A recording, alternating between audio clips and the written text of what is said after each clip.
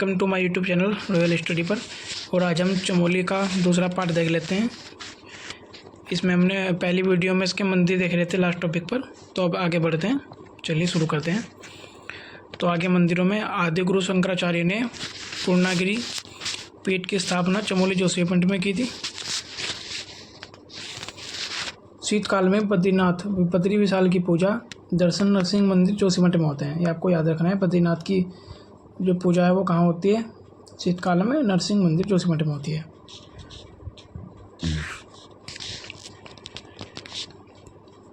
अब हम आगे बात कर लेते हैं हेमकुंड साहिब की। चमोली में पड़ता है। तो हेमकुंड साहिब ये समुद्र तल से 4529 मीटर है, इसके ऊंचाई पर स्थित है। इसे स्वर्ण झील भी स्वर्ण झील के नाम से भी जाना जाता है। इसका पुराना नाम दंड पुष्करणी तीर्थ है। ये आपको याद रखना है। यह 7 पर्वतों से घिरा है जिन्हें हेमकुंड पर्वत कहते हैं। इसकी खोज 1930 में हवलदार सोहन सिंह ने की थी। यह आपको याद रखना है, मोस्ट इम्पोर्टेंट है। पवित्र ग्रंथ साहिब के अनुसार गुरु गोविंद सिंह ने, जो सिखों के 10वें गुरु थे, पूर्व जन्म से इस झील के निकट चिंतन किया है। यहाँ एक गुरुद्वारा भी है। यह आपको याद रखना है। इस स्थल को लोकपाल तीर्थ के नाम से भी जाना जाता है। किसको? हेमकुंड को। यह आपको याद रखना है कि इसके किनारे लक्ष्मण गंगा मंदिर या लोकपाल मंदिर भी स्थित है। यह आपको याद रखना है। यहाँ से एक हिमगंगा नदी निकलती है। हेमकुंड से हिमगंगा नदी निकलती है। हेमकुंड के लिए पैदल चढ़ाई गोविंद घाट से शुरू होती है। आपको याद रखना है। हेमकुंड के गुरुद्वारे की स्थापना 1935-36 में की गई थी। चमोली में स्थित गुफाओं की बात कर लेते हैं। हनुमान व भरत गुफा, ये गिरसा चमोली में स्थित है। बद्रीनाथ में जो गुफाएं उनकी बात कर लेते हैं। तो स्कंद गुफा, गरुड़शिला गुफा और राम गुफा, ये कहाँ है? ये बद्रीनाथ में स्थित है। माणा गाँव में स्थित गुफाओं की बात कर लेते हैं। मोचकुंड गुफा, गणेश गुफा और व्यास गुफा। ये व्यास गुफा मोस्ट इम्पोर्टेंट है, काफ़ी बार एग्जाम में आ चुकी है। ग्वारखा गुफा को बात कर लेते हैं। तो यह अलकनंदा नदी के किनारे स्थित है। ये डुंगरी गांव के पास स्थित है। डुंगरी गांव में अलकनंदा नदी के किनारे स्थित है। यहाँ से मानव, भेड़, बारहसिंगा, लोमड़ी के रंगीन चित्र मिले हैं। ये आपको याद रखना है। कहाँ से? ग्वारखा गुफा से। किमनी गांव की बात कर लेते हैं जो चमोली में स्थित है। यहाँ से हथियार व पशुओं के शैल चित्र हल्के सफ़ेद रंग के मिले हैं। ये आपको याद रखना है। मलारी गांव की बात कर लेते हैं। यहाँ से 5.5 किलो का सोने का मुखौटा 2002 में मिला है। ये आपको याद रखना है। चमोली के झीलों की बात कर लेते हैं। झीलों और तालों की बात तो ब्रह्मताल, झलताल, विष्णुताल, काकभूषणी ताल हाथी पर्वत पर स्थित है। ये काकभूषणी ताल, ये आपको याद रखना है। गुडियार ताल, आदि मात्र ताल, नरसिंह ताल, मणिभद्र ताल, सिद्धताल, जलताल, आवर्ती ताल और दूधा ताल, गौणा ताल, नागताल, अरवताल, ये कहीं सभी कहाँ है? चमोली में स्थित है। बेनी ताल की बात कर लेते हैं। तो बेनी ताल यह ताल नंदा देवी मंदिर के पास है। ये आपको याद रखना है। लिंगा ताल फूलों की घाटी में स्थित ताल है। फूलों की घाटी में स्थित ताल लिंगा ताल। लिंगा ताल के मध्य सुंदर प्लेटों से सुसज्जित एक टापू है। आंचली ताल की बात कर लेते हैं। ये ताल भी फूलों की घाटी में स्थित है। ये भी आपको याद रखना है। और मातृका ताल भी आपका फूलों की घाटी में स्थित है। लिंगा ताल के उत्तर या शिलाखंडों के पास यह झील स्थित है। इसे देवियों का ताल भी कहा जाता है। किसे? मातृका ताल को मातृका ताल भी कहते हैं। झलताल की बात कर लेते हैं। झलताल, इसे सूप ताल भी कहते हैं। झलताल को सतोपन ताल की बात कर लेते हैं। सपत ताल, इस ताल के 3 कोने हैं। ये त्रिभुजाकार है। मान्यता के अनुसार ब्रह्मा, विष्णु, महेश ने तीनों कोनों पर तपस्या की थी। इस झील के पास सूर्यकुंड व चंद्रकुंड 2 ताल हैं। सतोपंत ताल को क्षीर सागर भी कहते हैं। ये आपको याद रखना है। इस ताल को सत्यपथ भी कहा जाता है। किसे? झलताल को। इस ताल से सतोपंत ताल को, इस ताल से अलकनंदा नदी निकलती है। आपको याद रखना है। अलकनंदा नदी का उद्गम स्थल सतोपंत ताल, ये आपको याद रखना है। चलो आगे बढ़ते हैं। विरही ताल चमोली में पड़ता है। इसको देख लेते हैं। विरही ताल को गोना झील भी कहते हैं। परीक्षावाण, इसे गोहन ताल भी कहते हैं। गोहन ताल किसे कहते हैं? विरही ताल को। इसको गोना झील भी बोलते हैं। विरही गंगा में 1895 में 2 पहाड़ों के टूटने से एक कृत्रिम झील का निर्माण हुआ। ये जो डेट है 1895, ये परीक्षावाणी में 1894 दिया है। तो उत्तराखंड में ये पहली बार नहीं है कि डेट में थोड़ा इधर उधर हो जाता है। तो इसको आपको याद रखना है। परीक्षा वाणी में 1894 में बलोदी जी के अकॉर्डिंग शायद 1895 है। चलो आगे बढ़ जाते हैं। टूटने से कृत्रिम झील का निर्माण है जिसे गोना झील कहते हैं, ये आपको याद रखना है। आगे बढ़ते हैं। 20 जून 1970 को झील के स्वयं टूटने से यह ताल बना। सूखा ताल की बात, सूखा ताल। एक सूखा ताल हमारे चमोली में है, एक सूखा ताल हमारा नैनीताल में है और एक सूखा ताल हमारा चंपावत में। ये आपको तीनों याद रखने हैं। ये तीनों तो ऑप्शन में नहीं आ सकते, इनमें से एक या दो आ जाते हैं तो आपत्ति लगने की आशंका रहती है, तो आपको याद रखना है। आगे बढ़ते हैं। रूपकुंड की बात कर लेते हैं, ये मोस्ट इम्पोर्टेंट। रूपकुंड समुद्र तल से 4780 मीटर की ऊंचाई पर स्थित है। यह झील कटोरे के आकार की है। इस झील से रूपगंगा जलधारा निकलती है, आपको याद रखना है। रूपकुंड के पास 2.5 किलोमीटर की परिधि में नरकंकाल फैले हैं। इन नरकंकालों की खोज सर्वप्रथम 1942-43 में वन विभाग द्वारा की गई थी। इन नरकंकालों को दुनिया की नज़र में लाने के लिए 1956-58 में स्वामी प्रणवानंद ने काफ़ी शोध किया था। किन्होंने किया था? स्वामी प्रणवानंद ने। डीएनए टेस्ट के अनुसार ये हड्डियां कोंकण क्षेत्र के चिंतापावन ब्राह्मण की हैं। कुछ लोग इन कंकालों को राजा यशधवल व रानी बल्पा की सेना के मानते हैं। रूपकुंड को रहस्यमयी ताल व कंकाली ताल भी कहते हैं। रूपकुंड को मिस्ट्री ताल भी कहते हैं। अब हम बात कर लेते हैं होमकुंड साहिब की। नंदा जात यात्रा का अंतिम पड़ाव होमकुंड है, ये आपको याद रखना है। चमोली के मेलों की बात कर लेते हैं। तो पांचाली का मेला, सिरगुर का मेला, अनुसुईया मेला, इसको कोई गोपेश्वर चमोली में लगता है, गोपेश्वर अनुसुईया मेला। हरियाली पुड़ा ये नोटी गाँव में लगता है। अब बोरी मेले की बात कर लेते हैं। यह मेला प्रतिवर्ष लाटू देवता के कपाट खुलने पर बाण गाँव चमोली में लगता है, ये आपको याद रखना है। गुराऊ मेला, यह मेला भोटिया जाति द्वारा बद्रीनाथ मंदिर के कपाट बंद होने से पहले माणा चमोली में लगता है, ठीक है। तो बद्रीनाथ मंदिर के कपाट बंद होने से पहले कौन सा मेला लगता है? तो गुराऊ मेला। पौराणिक तिमुंडा मेले की बात कर लेते हैं। पौराणिक तिमुंडा मेला, यह मेला बद्रीनाथ कपाट खुलने से पहले किसी शनिवार को, यानी कि जैसे इस हफ्ते शनिवार कपाट खुलने वाले हैं, तो जो पहले शनिवार पड़ेगा उसको जोशीमठ में लगता है। ये मेला कौन सा? पौराणिक तिमुंडा मेला। वन विकास मेले की बात कर लेते हैं। यह मेला लोक कलाओं के संरक्षण हेतु पीपल कोटी चमोली में लगाया जाता है, आपको याद रखना है। काश्तकार मेले की बात कर लेते हैं।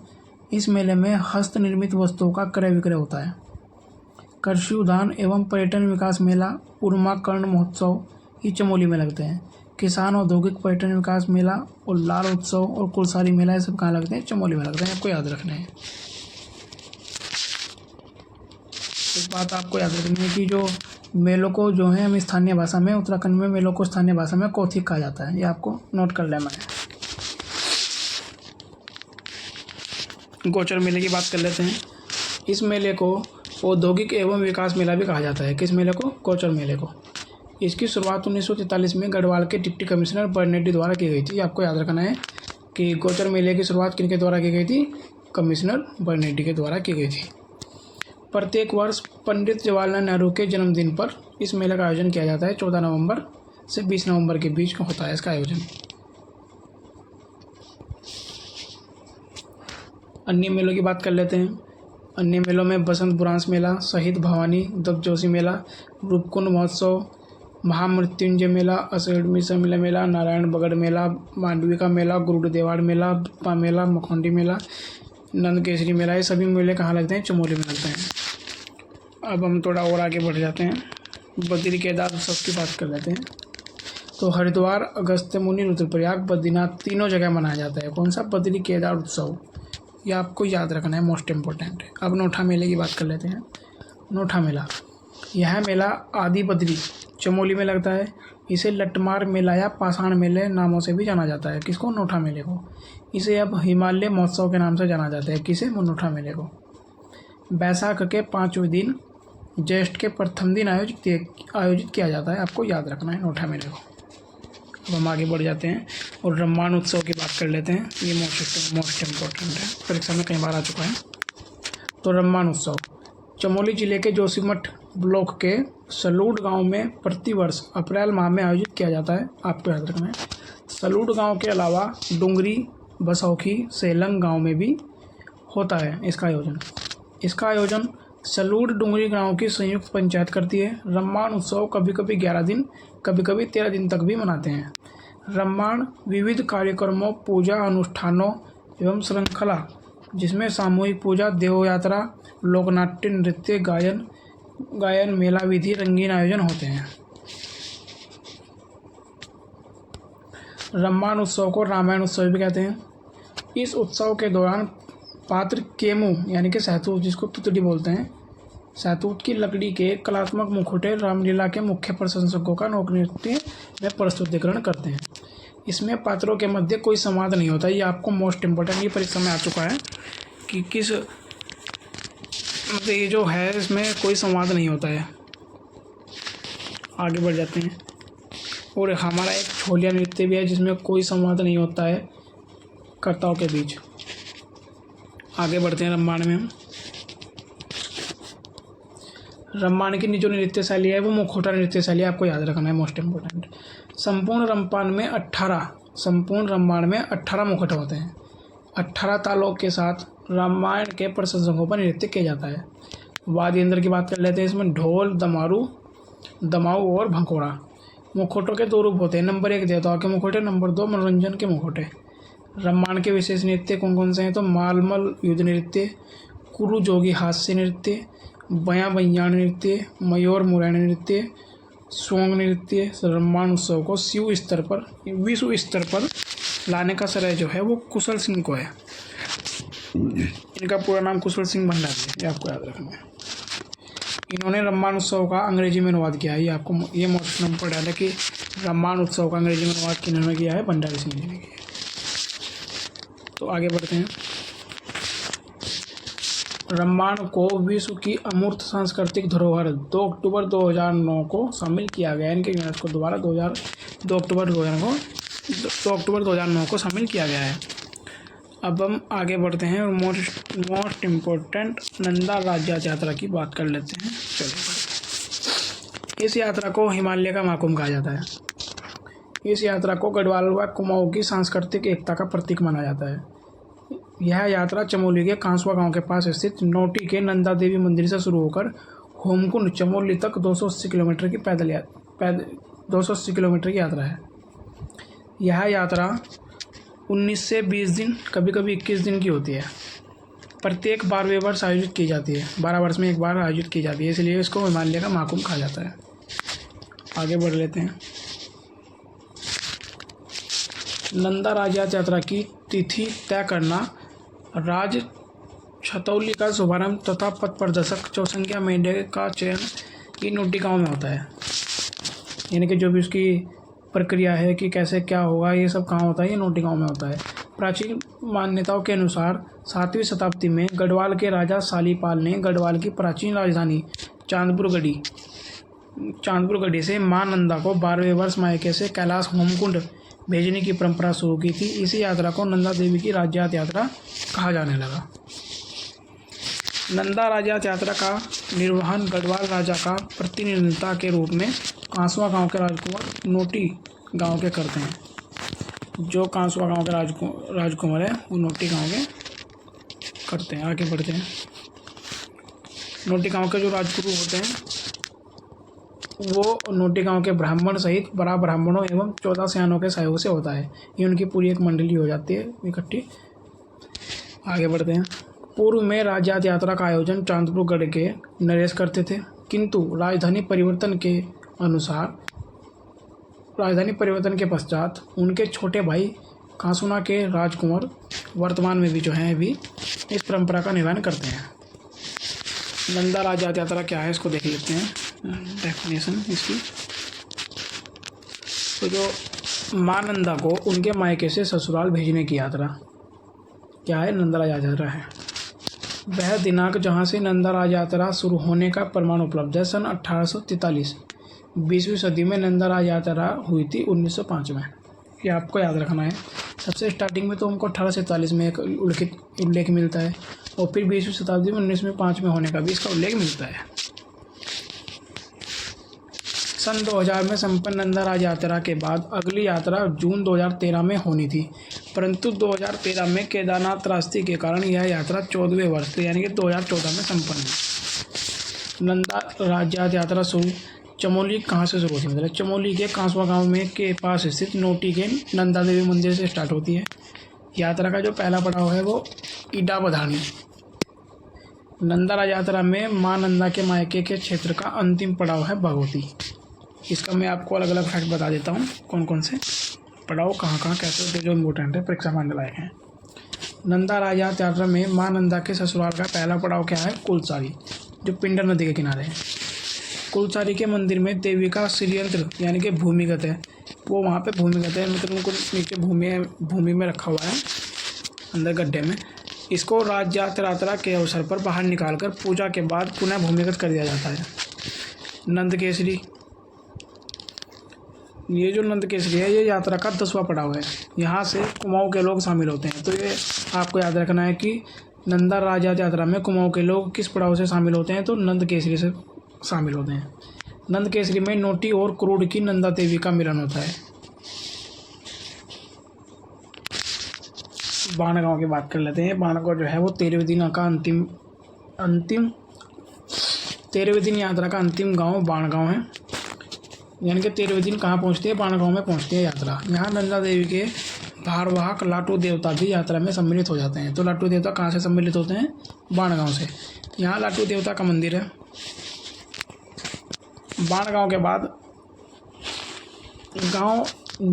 बाद गांव या बस्तियां नहीं है, ये आपको याद रखना है कि इनके अगर देख लेते हैं कि जो प्रशासक का क्षेत्र है वो केवल बाणगांव है, इससे आगे कोई गांव नहीं होता है।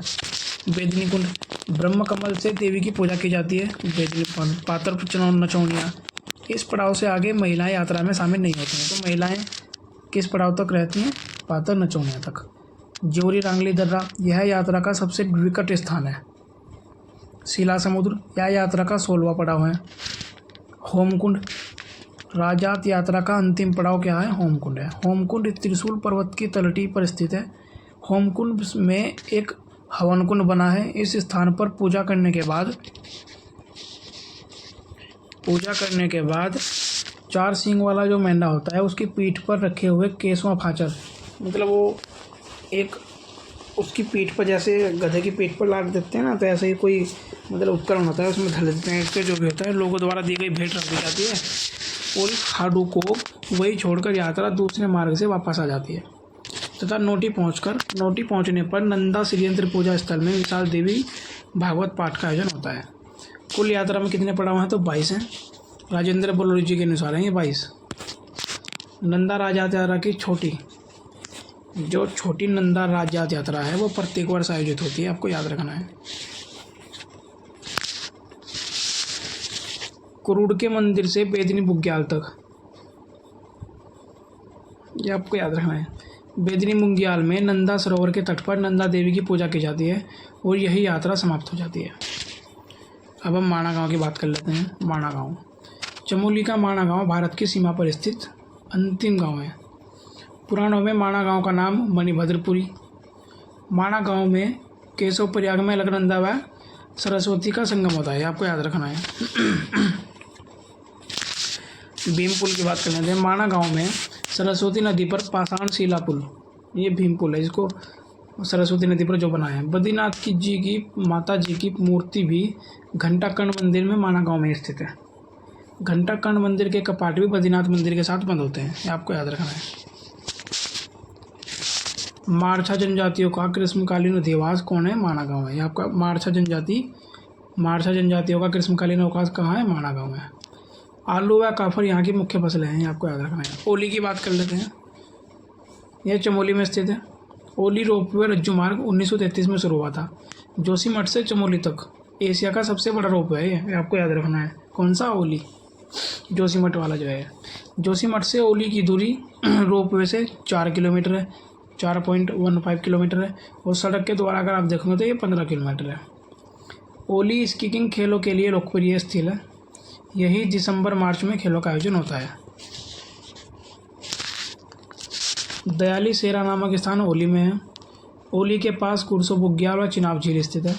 ओली परियोजना रोपवे का शुभारंभ जुलाई 1983 को तत्कालीन प्रधानमंत्री इंदिरा गांधी द्वारा किया गया था।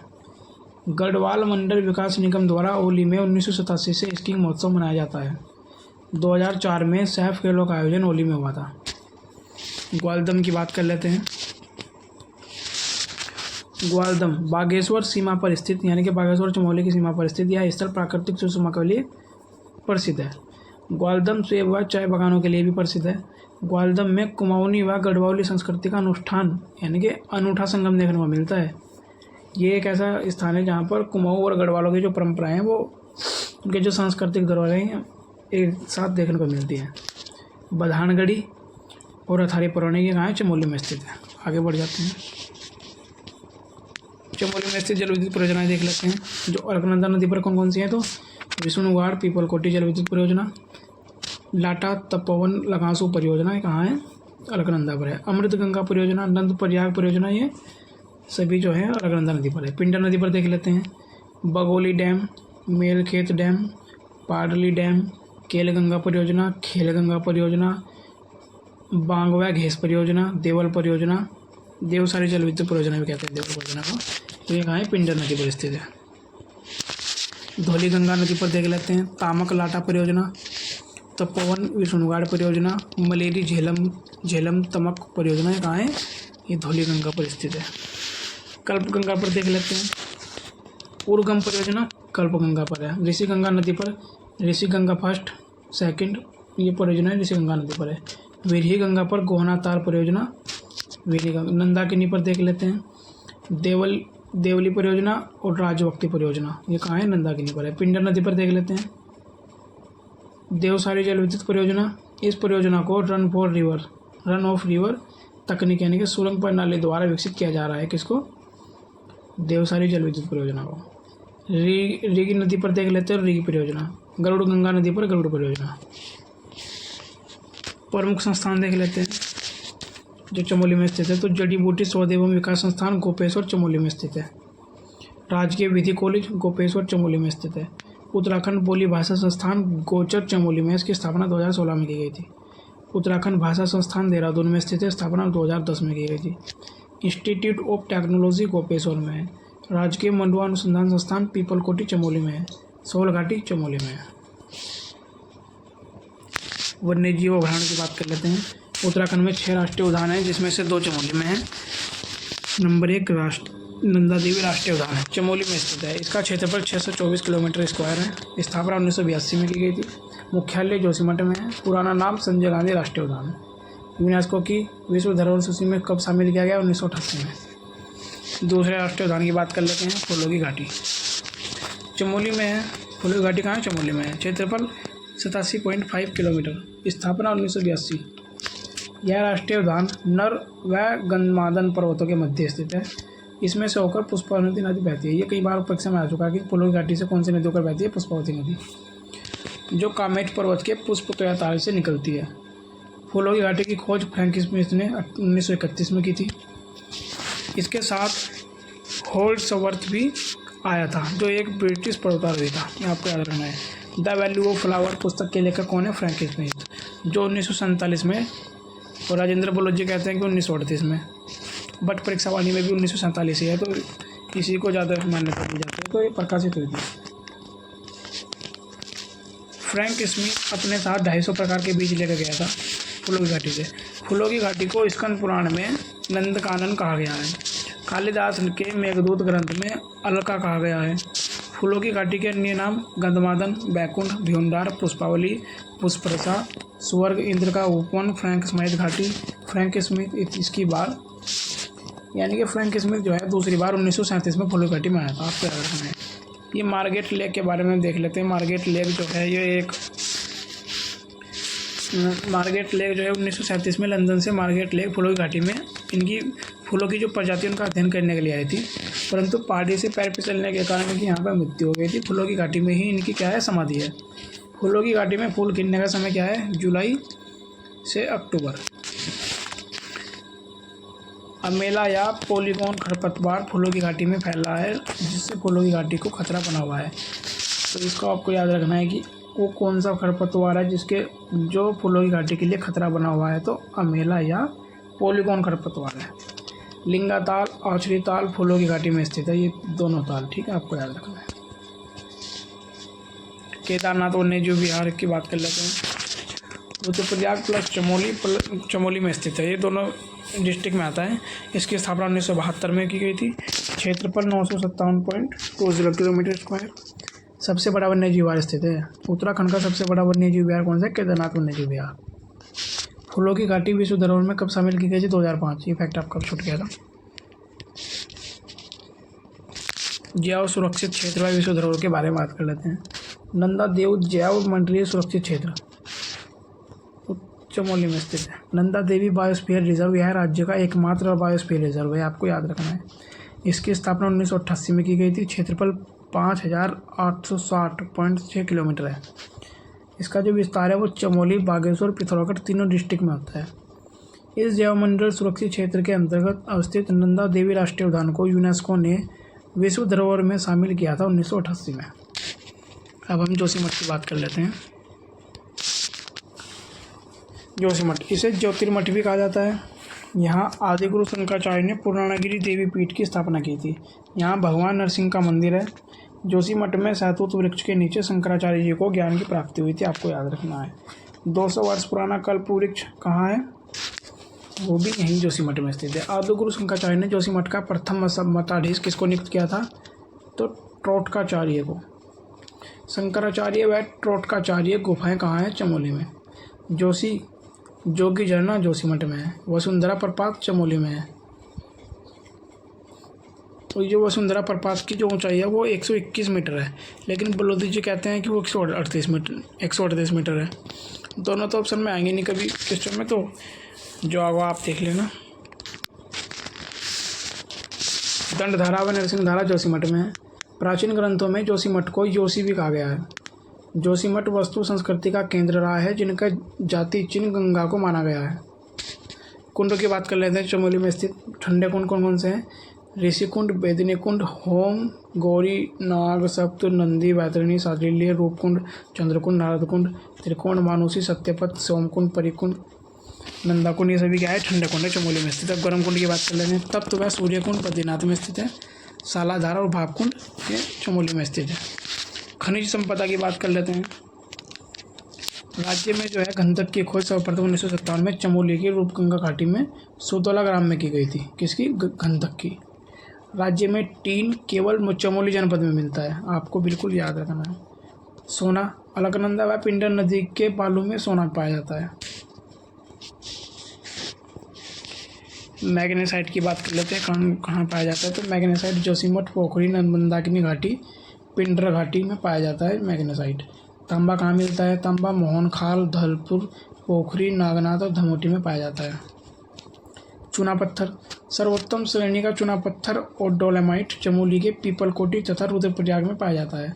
सबसे अधिक कहाँ पाया जाता है? देहरादून में पाया जाता है, आपको याद रखना है। गौचर की बात कर लेते हैं। गौचर चमोली में स्थित है। यह अलकनंदा नदी के तट पर स्थित है। गौचर 1920 में लेडी विलिंगटन ने यहाँ हवाई मार्ग से उतरी थी, तब इस शहर को पहचान मिली। कब मिली? 1920 में।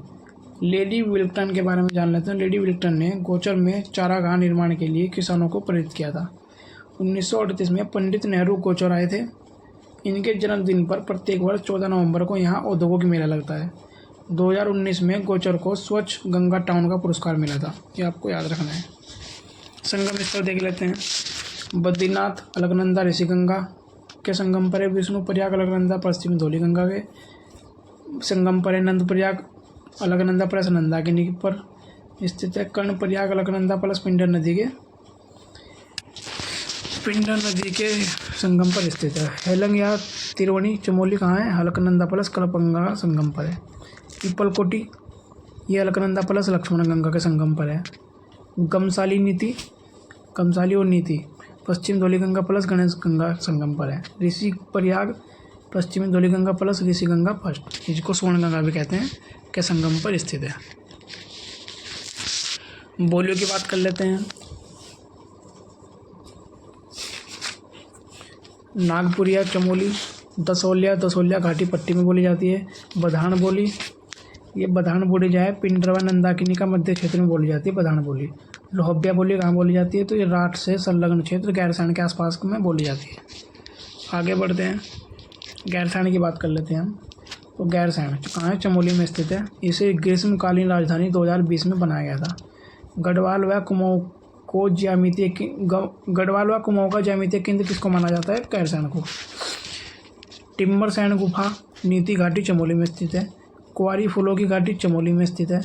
आदि बद्री के प्राचीन मंदिर समूह में 14 मंदिर हैं। इनमें सबसे पुराना मंदिर नारायण मंदिर है।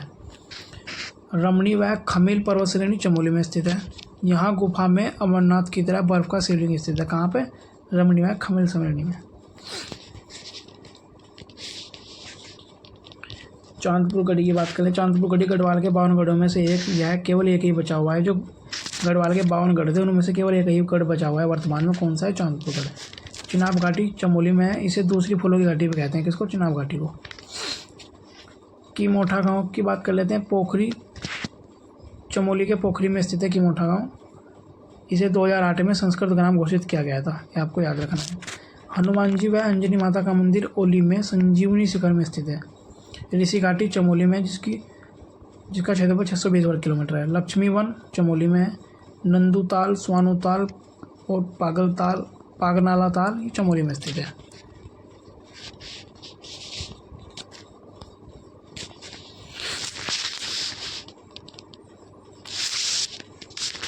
नंदा देवी क्षेत्र में आने वाला प्रथम व्यक्ति डब्लू गार्डन 1843 में आया था। बद्रीनाथ में विष्णु मूर्ति खंडित अवस्था में है। मूर्ति को रेहोलो आक्रमणकारियों द्वारा खंडित किया गया था।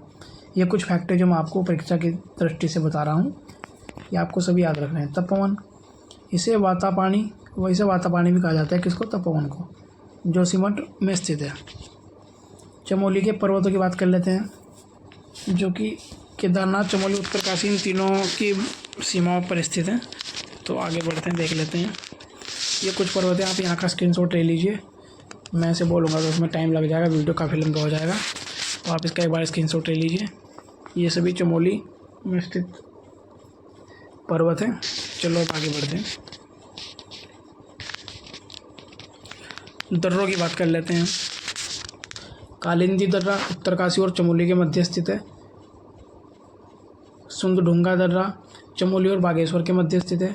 चमोली और पिथौरागढ़ के बीच कौन कौन से दर्रे हैं उनकी बात कर लेते हैं। बाराहोती दर्रा, मारचयोग दर्रा, टोपी धुंगा दर्रा, लातूधारा दर्रा। ये किसके बीच में है, ये चमोली और पिथौरागढ़ के बीच में। चमोली और चीन के बीच में बात कर लेते हैं, ये मोस्ट इंपॉर्टेंट है। माणा, बालचा, कोई दर्रा, नीति, डुंगीला, किंगरी बिंगरी, चोरहोती, सालसला दर्रा, बाटरलिया गल्ला, तंजूम दर्रा, लंगमंग दर्रा और भीमडार दर्रा। ये कहाँ है, चीन और चमोली के बीच स्थित है। इनमें आपका किंगरी बिंगरी, नीति, माणा, चौराहोती, बालचा, ये सभी इम्पोर्टेंट है, ये आपको याद रखने हैं। चमोली में कुन खाल दर्रा और कुंवारी दर्रा भी चमोली में स्थित है। ग्लेशियर की बात कर लेते हैं। खड़क ग्लेशियर, हिपरा, बमक, ये उत्तराखंड में ग्लेशियर को बमक भी कहा जाता है, ये आपको याद रखना है। Satopanth glacier, Bhagirathi glacier, Badrinath glacier, Tunagiri glacier, Satopanth glacier, Bhagirathi glacier. ये सतोपंथ और भागीरथी ग्लेशियर जो है वो आराम कुर्सी की भांति देखने में दिखते हैं। बुग्यालों की बात कर लेते हैं। केंचुआ खर्क, लाता खर्क, डांग खर्क, खादू खर्क, अवीन खर्क, बागची खर्क और कोरा खर्क, ये उत्तराखंड में स्थित बुग्याल है। बुग्यालों को खर्क भी कहा जाता है, पशु को चढ़ाया जाता है। तो खर्क जो है पशुओं को बांधने का स्थान का होता है। पवाली कांठा बुग्याल की बात कर लेते हैं। पवाली कांठा बुग्याल, इसे सुरक्षित जैव पार्क घोषित किया गया है। बगची, वेदशिला समुद्र, चित्रकांठा, ओली, भैंटी, ये पुंगरी कहाँ है, ये सब बुग्याल उत्तराखंड में स्थित है। बेदिनी बुग्याल की बात कर लेते हैं। उत्तराखंड का सबसे बड़ा बुग्याल है बेदिनी बुग्याल, ये आपको याद रखना है। इसे वेदों में पर्यटन स्थल भी कहा गया है और ये उत्तराखंड का सबसे बड़ा बुग्याल है। कौन सा, बेदिनी बुग्याल, मोस्ट इम्पोर्टेंट, आपको याद रखना है। बस आज की वीडियो यहीं समाप्त होती है। मैं काफ़ी किताबों से ये सभी फैक्ट निकाल के आपको दे रहा हूँ, परीक्षा की दृष्टि से बहुत इम्पोर्टेंट है। और वीडियो में कोई अगर डाउट हो किसी पॉइंट पर तो आप मुझे कमेंट कर सकते हैं नीचे। और अगर आपको वीडियो अच्छा लगा, मेरा कंटेंट अच्छा लग रहा है तो वीडियो को लाइक करें, सब्सक्राइब करें और वीडियो को ज़्यादा से ज़्यादा शेयर करें ताकि और तक पहुंच सके। मेरा उद्देश्य बस यही है कि आप लोग क्योंकि उत्तराखंड का जो इतना भी हमारा सिलेबस है वो हम एक बुक से कंप्लीट नहीं कर सकते हैं। इस वजह से मैंने काफ़ी बुकों का अध्ययन किया है और ये सभी फैक्ट आपके सामने रखे हैं। अगर आपको ये फैक्ट और कंटेंट अच्छे लगें तो वीडियो को लाइक करें और चैनल को सब्सक्राइब